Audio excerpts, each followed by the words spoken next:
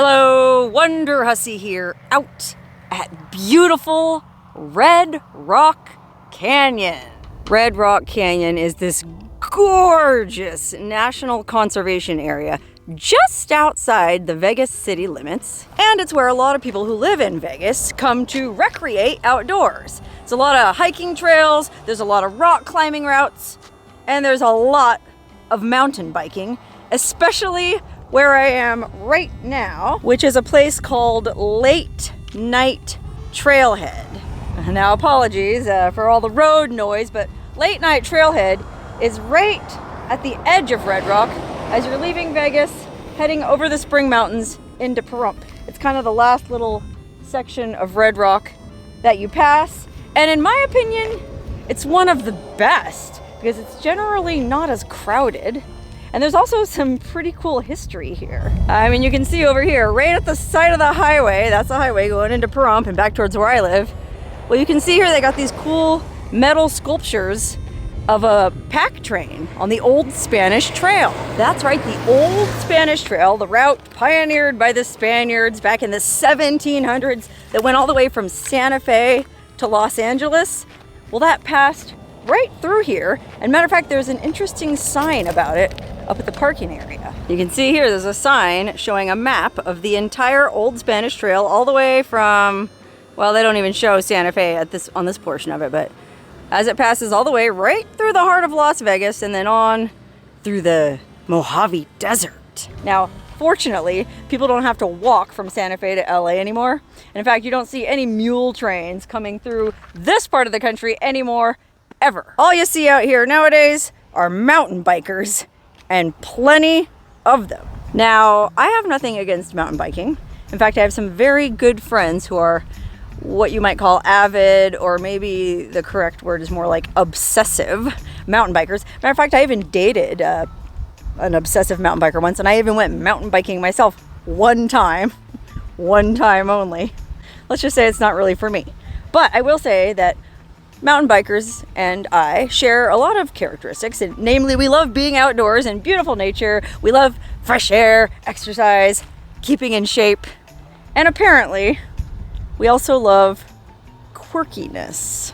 That's right, quirkiness. And no, I'm not just talking about the quirky Joshua trees that grow all over the place up here, although these trees definitely are what you would call quirky looking. No, I'm talking about something even quirkier than just a base model Joshua tree. One of my mountain biking friends, I don't really spend a lot of time walking around the trails out here because, oh golly, there's so many mountain bikers everywhere that you can't walk 2 feet without almost getting run over or being subjected to Dave Matthews music or the smell of IPA beer. Oh, just kidding, mountain bikers. Love you guys.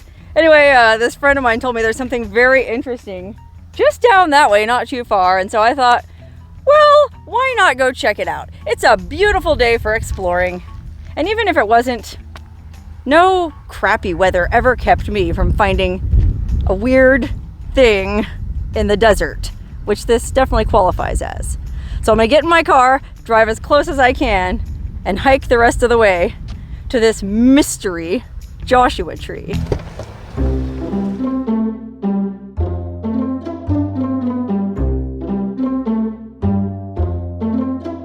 Okay, this is supposedly the location of this quirky Joshua tree. Or I guess I should say this is the closest I can park to the location of this quirky Joshua tree. You can see that the road goes on, and oh my God, look at that vista. I don't care who you are, that is an exceptional backdrop right out of a classic Western movie. And it's hard to conceive that this is just 20 minutes outside Vegas. I mean, the stinking, seething mass of Sin City is just over that mesa there. You'd never know there were 2 million people drinking, gambling, and fornicating just over yonder. Nope, up here, it's peaceful and quiet. The creosote bushes are in bloom, and the whole world is beautiful. It is right now, until a bunch of mountain bikers come this way, blaring their Dave Matthews and swilling their IPA and ruining my video. So let me get on the trail and try to get to this thing before I'm interrupted. Ah, what a beautiful day to be out here in the gorgeous Mojave Desert. Now, believe it or not, I'm shooting this video on June 12th, which normally at this time of year, it would be 157 degrees out here. And oh my gosh, I don't know if I could even drag myself up here to the edge of the valley, which is at kind of elevation relative to the rest of Vegas. But we're having this weird cold snap. That's why there's all these beautiful fluffy white clouds in the sky. Looks like some more rain might even be coming in later. It's real nice. I think it's only about in the 70s up here. Just perfect weather for hiking or mountain biking. As you can see by the trail here, there's lots and lots of tire tracks on it. So plenty of folks are taking advantage of the good weather to come out here and ride. Or I guess I should say shred some single track. Blah. Again, apologies to my mountain biking friends. I think I'm just jealous. You know, like I was saying earlier, I once dated a guy who was an avid / obsessive mountain biker, and man, he would do anything to go mountain biking, even in the heat of summer when it is 157 degrees out here. He would get up at like 5 in the morning just so he could get up and get a ride in before the temperatures got too high. And that made me jealous on two fronts. First, I was jealous of the fact that he would get up early to go mountain biking, but that meant he couldn't stay up late with me. Secondly, and probably more importantly, I was jealous of the fact that he was so passionate about an outdoor activity. You know, that's why these mountain bike guys are so friggin' fit.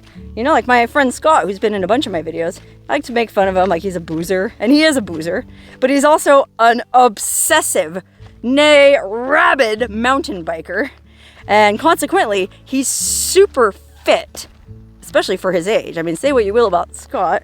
I don't think he would mind my saying this, but he's like, I think he's 61 years old, or almost 61, but he's fit as a friggin' fiddle. And my ex-boyfriend is probably still fit as a friggin' fiddle too. All these mountain bikers are fit as friggin' fiddles because they love going outdoors and working out. I have never, ever once in my life found a workout that I truly enjoyed. Okay, yes, I like hiking, but hiking is very time consuming. You can't really go on long hikes every day. You know, it's pretty easy to hop on a bike and go for a ride. Hiking, you got to drive to a trailhead, and you know, you're going at a slower pace, so you're not burning as many calories as mountain biking. You know, I used to go to the gym and lift weights. I ran for many years. I was a runner, not because I enjoyed it though, just because I wanted to burn calories, especially when I was working as a nude model. I had to, right? I had to keep everything high and tight, and so I was constantly at the gym lifting weights and running on the treadmill, and man, I hated every friggin' minute of it. And that's why the silver lining of the whole COVID fiasco was the fact that they closed the gyms. Remember how at the beginning of the pandemic, they shut all the gyms down? Well, that was the best day of my life because it gave me an excuse to finally quit going and lifting weights. Unfortunately, I haven't been back to the gym since, so I am starting to put on a few pounds, which is another reason I'm glad I'm making this video, because I couldn't drive all the way to the thing. I had to get off my big, fat keister and hike. If only I could learn to love mountain biking, or not even mountain biking. I mean, what if I just learned to love rock climbing? I mean, that face there, which is known as the Red Rock Escarpment, is chock full of world-class climbing routes. I think Red Rock Canyon is actually known to climbers as one of the best rock climbing destinations in the entire world. Matter of fact, that guy Alex Honnold, that they made the movie about, Free Solo, where he free climbed Half Dome or whatever it was, El Capitan, that guy even moved to Vegas. He lives right over there somewhere on the edge of town, so he can be close to all the rock climbing routes. Well, I tried rock climbing once too, and unfortunately, that wasn't really for me either. I'm just not an adrenaline junkie. That's what it boils down to. I like a workout that I can waddle along in flip-flops talking to my cell phone. You know what I mean?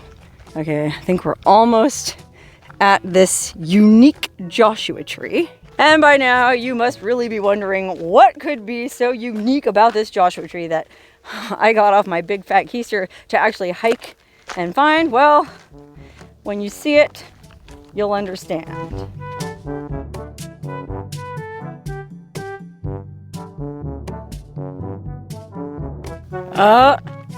Here it is. Exactly as advertised. if maybe not better than advertised. You know, sometimes you go to check something out and it's just nowhere near as cool as they said it was. Well, this is pretty much as quirky as they said it was. This is the world famous, or maybe not world famous, maybe just locally renowned duck tree of Red Rock Canyon. And it doesn't take a genius to figure out why they call it the duck tree. The whole dang thing is covered in little rubber duckies. Look at this, all kinds of rubber ducks. I mean, yeah, sure, we got our classic, old school, traditional rubber duck. Like, remember on Sesame Street? Rubber ducky, you're the one. You make Joshua Tree so fun. But then there's also all kinds of other duckies. Like, we got a cowboy duck, we got a green soccer duck, we've got a disco duck, a golden duck, a sailor duck, an elephant duck, a zebra duck. We even have a unicorn duck. Aw, a fireman duck. Look, even an astronaut duck. Space duck, what does it say? Summer of 2023, a new chapter. Signed by M60. Or MGO. Oh, wow, that's cool. This actually really speaks to me because I'm here at the beginning of summer 2023 and, well, I guess it's hopefully going to be a new chapter for me too. I didn't bring a marker. Uh-oh, I just gave away what I did bring. Okay, cat's out of the bag. I did bring a little rubber duck to leave on this rubber duck tree. This is a little guy that I've had for a long time. Somebody sent this to me once, one of my YouTube viewers. So if you remember who you were, thank you. I thought this would be a cool thing to leave on this tree, but then I kind of thought, well, hold on a minute. You know how I feel about these quirky attractions out in the desert? Like, I did a video one time about the Christmas Tree Pass, which is another pass up in the mountains down by Laughlin, where the tradition is for people to leave Christmas ornaments on the Joshua trees. And, you know, over time, the sun bakes the ornaments and they start degrading. And next thing you know, there's just plastic trash blowing all over the place. Actually, the prime example of that was I just recently did a video at a place called Tonka Town, which was meant to be a sort of toyland town in the middle of the desert outside Barstow, where people would leave all kinds of little doll houses and little, I mean, it was pretty elaborate, I guess, at one time, but by the time I got there and made my video, it was trash. I mean, it was sun-baked, deteriorated plastic crap strewn all over the desert. It was, I think in that video I said, it's a fine line between an attraction and a mess.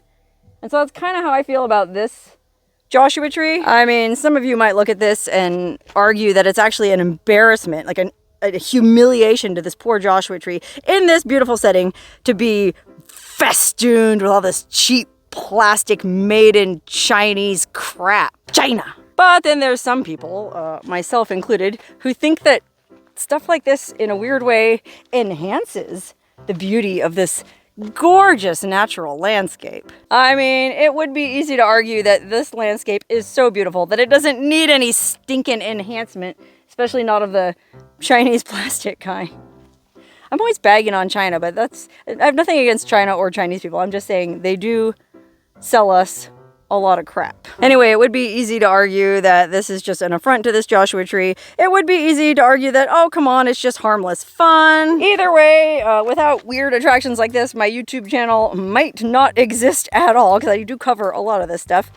So I decided I feel pretty comfortable in leaving something on this Joshua tree. I just have to make sure that I attach it very firmly. I mean, you can see the custom here is apparently to tie the ducks, like sort of on a noose. It almost looks like they're all being hanged. Oh, look at this one.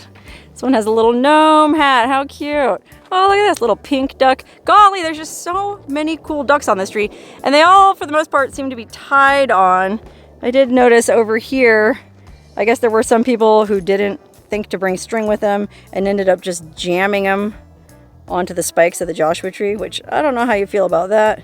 Look, this one's just resting here. It's not even attached at all. I personally feel like the first big windstorm that we get, and it does get real windy up here, a lot of these are just going to blow right off. So, like this one here looks like it's attached with fishing line. That seems like a pretty sure bet. Fishing line's pretty durable, but I mean, even some of the string that's affixing some of these, you know, you can see that some of the string or rope that was used to tie these up has been sort of broken down and degraded and is essentially just creating more litter in the desert. I guess I should take this string with me. I mean, I could use this string to hang my thing to the tree, But I thought it would be better to bring pipe cleaners, you know, wire twisty pipe cleaners, because that way I can really twist the guy onto the tree and make sure that no matter how windy it gets, it ain't going anywhere. Now you might be wondering, okay, I brought a yellow pipe cleaner because I thought that matched the yellow ducky. And I brought a green pipe cleaner because I thought that matched the Joshua tree itself. But you might be wondering why I brought 2 pink pipe cleaners. Well, that's because the real reason I didn't want to leave a yellow rubber ducky on this duck tree is it just feels kind of basic. You know, there's so many yellow rubber duckies all over this tree already. And yeah, sure, we got the disco duck and we got the unicorn duck and there's some other kind of weird ducks, but they're still all ducks. And you know me, I don't like to do anything the way everyone else does. No, I thought this might be a good place to leave my pink flamingo. Okay, I thought this would be cool for 2 reasons, actually. One, flamingo, like the hotel in Vegas, it's kind of a cool, I think it'd be kind of a cool thing to add. Flamingos are commonly seen floating in pools, you know, like the inflatable pink flamingos. So you do see them in bodies of water like you would ducks. But the third reason I thought this pink flamingo would be a good fit for this tree is, well, I just tried to leave this pink flamingo at a different quirky desert destination. If you've been watching my channel, a couple weeks ago I posted a video where some friends and I drove over Steel Pass in Death Valley. Okay, Steel Pass, one of the gnarliest desert passes that only the toughest shall survive. Well, I went with a friend in his Astrovan minivan and he made it just fine.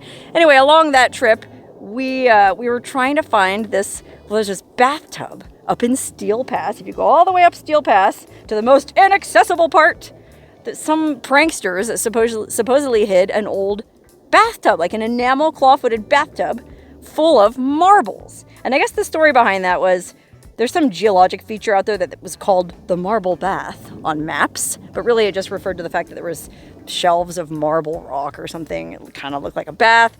Anyway, this prankster took it literally and thought, oh, marble bath on the map, I'll show them a marble bath. Somehow lugged out this huge cast iron or enameled bathtub and filled it with blue marbles.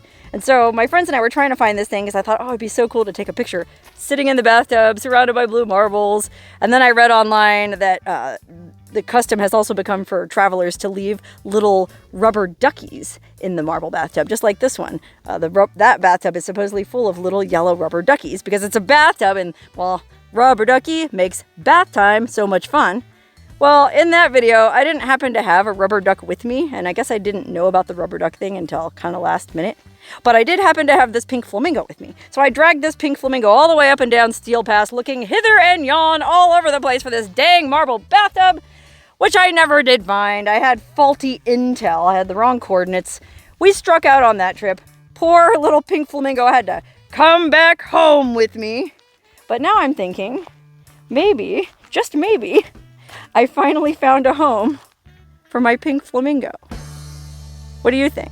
I mean, do you think it's obnoxious or in poor taste to leave a flamingo on a tree that's meant for ducks? I'm gonna go ahead and say that obnoxious and poor taste aren't really factors when it comes to this particular piece of desert art. And moreover, like I said, it's not even all just ducks. There's a friggin' unicorn and there's a penguin, there's this zebra, there was that elephant. There's a bunch of different animals. Oh look, this is even kind of like a little flamingo. Oh gosh, and it even looks like it used to be pink, but the sun probably bleached it. I wonder why the yellow ducks aren't getting bleached, or maybe they do after time. I wonder if somebody actually comes out here and maintains this tree, like cleans up, takes all the junk ducks off, like keeps it looking nice. I mean, say what you will about mountain bikers, and this is pretty much exclusively a mountain bike thing. I mean, we're here at the side of this single track, which by the way, I'm really fortunate no one has run me over yet while I'm standing here yakking to myself. It's pretty much just mountain bikers that come out here. I mean, I suppose you could hike these trails, and I'm not really sure of the etiquette of that. I know mountain bikers aren't allowed to go a lot of places hikers are, so it would make sense to me that there would be trails designated specifically for mountain bikers and not for hikers. I don't know. Hopefully I'm not making anybody mad by hiking out here, but apparently plenty of mountain bikers have been out here. Look, there's even a rubber chicken. And left all their weird little artifacts here with them. So I think it's pretty cool. I think my little pink flamingo would look right at home on this tree. So I'm gonna go ahead and find me a spot to tie it on. There, look at that. I tied her on real securely with those pipe cleaners. I even have them twisted around the back too. She ain't going nowhere. Or that is, she ain't going nowhere in the next windstorm. If they start testing above ground nukes here in Vegas again, well, that might be a different story. I don't think there's any rubber ducky or flamingo on the planet that could withstand that. Although, I don't know if they've actually tested it. Who knows? I mean, with some of these petrochemicals that go into these plastics, I wouldn't be surprised if this stuff would survive a nuclear holocaust. Can you imagine that? What if, imagine this, it's the day after the apocalypse. The United States is devastated. Vegas has been reduced to a pile of rubble and sand. Drifting dunes fill the empty rooms of what were once grand casinos. And an idly spinning wheel creaks in the breeze. You know, the Ferris wheel? And then out here in a lonely canyon, all the Joshua trees are fried to a crisp, and even the rocks are pulverized and obliterated. But one thing still stands. The indestructible duck tree of Red Rock Canyon. The only Joshua tree mighty enough to withstand a nuclear holocaust thanks to the hardcore petrochemicals it wears as colorful armor. Huh, it sounds like it could be a movie. Well, I guess it is a movie now, in a manner of speaking. It's a movie on my YouTube channel. Okay, I wouldn't be pretentious enough to call what I make movies, but hey, at least it's a video on my YouTube channel. That's at least better than a TikTok, right? Anyway, that's pretty much all there is to the world famous, or at the very least, locally renowned duck tree of Red Rock Canyon. And I don't know about you, but I thought it was well worth stopping and taking the little walk to check out. I needed to burn a few calories anyway, and oh gosh, any excuse to spend any amount of time out here is totally welcome.